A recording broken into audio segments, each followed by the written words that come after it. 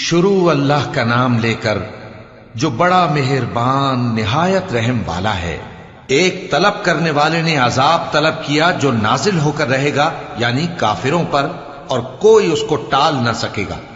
جو بلندیوں والے اللہ کی طرف سے نازل ہوگا، جس کی طرف روح القدس اور دوسرے فرشتے چڑھتے ہیں، اس روز نازل ہوگا جس کا طول 50,000 برس ہوگا۔ تو تم کافروں کی باتوں کو حوصلے کے ساتھ برداشت کرتے رہو۔ لوگ اس دن کو دور سمجھتے ہیں، جبکہ ہماری نظر میں وہ قریب ہے۔ جس دن آسمان ایسا ہو جائے گا جیسے پگھلا ہوا تانبا، اور پہاڑ ایسے جیسے رنگین اون، اور کوئی دوست کسی دوست کو نہ پوچھے گا، حالانکہ ایک دوسرے کو سامنے دیکھ رہے ہوں گے۔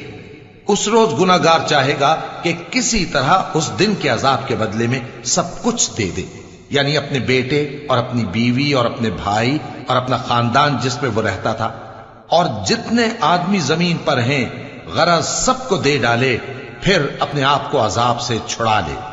لیکن ایسا ہرگز نہیں ہوگا۔ وہ بھڑکتی ہوئی آگ ہے، کھال ادھیڑ کر کلیجہ نکال لینے والی۔ وہ ان لوگوں کو اپنی طرف بلائے گی جنہوں نے دین حق سے اعراض کیا اور منہ پھیر لیا، اور مال جمع کیا پھر سینت سینت کر رکھا۔ کچھ شک نہیں کہ انسان کم حوصلہ پیدا ہوا ہے۔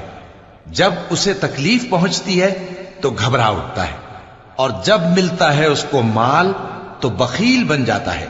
مگر نماز ادا کرنے والے جو نماز کا التزام رکھتے اور ہمیشہ پڑھتے ہیں، اور جن کے مال میں حصہ مقرر ہے، یعنی مانگنے والے کا اور نہ مانگنے والے کا، اور جو روز جزا کو سچ سمجھتے ہیں، اور جو اپنے پروردگار کے عذاب سے خوف رکھتے ہیں، بے شک ان کے پروردگار کا عذاب ہے ہی ایسا کہ اس سے بے خوف نہ ہوا جائے۔ اور جو اپنی شرمگاہوں کی حفاظت کرتے ہیں مگر اپنی بیویوں یا باندیوں سے کہ ان کے پاس جانے میں انہیں کچھ ملامت نہیں، اور جو لوگ ان کے سوا اور طریقے ڈھونڈیں تو وہ حد سے نکل جانے والے ہیں، اور جو اپنی امانتوں اور اپنے عہد و پیمان کا پاس کرتے ہیں، اور جو اپنی گواہیوں پر قائم رہتے ہیں، اور جو اپنی نماز کی پابندی کرتے ہیں، یہی لوگ جنتوں میں عزت و اکرام سے ہوں گے۔ تو اے نبی، ان کافروں کو کیا ہوا ہے کہ تمہاری طرف دوڑے چلے آتے ہیں، دائیں اور بائیں سے گروہ گروہ ہو کر جمع ہوتے جاتے ہیں؟ کیا ان میں سے ہر شخص یہ امید رکھتا ہے کہ نعمت کے باغ میں داخل کیا جائے گا؟ ہرگز نہیں۔ ہم نے ان کو اس چیز سے پیدا کیا ہے جسے یہ جانتے ہیں۔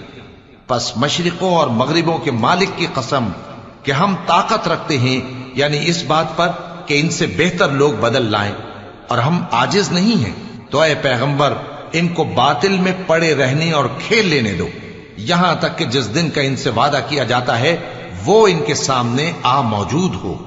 اس دن یہ قبروں سے نکل کر اس طرح دوڑیں گے جیسے کسی مقابلے کے نشان کی طرف دوڑے جا رہی ہوں۔ ان کی آنکھیں جھک رہی ہوں گی اور ذلت ان پر چھا رہی ہوگی۔ یہی وہ دن ہے جس کا ان سے وعدہ کیا جاتا تھا۔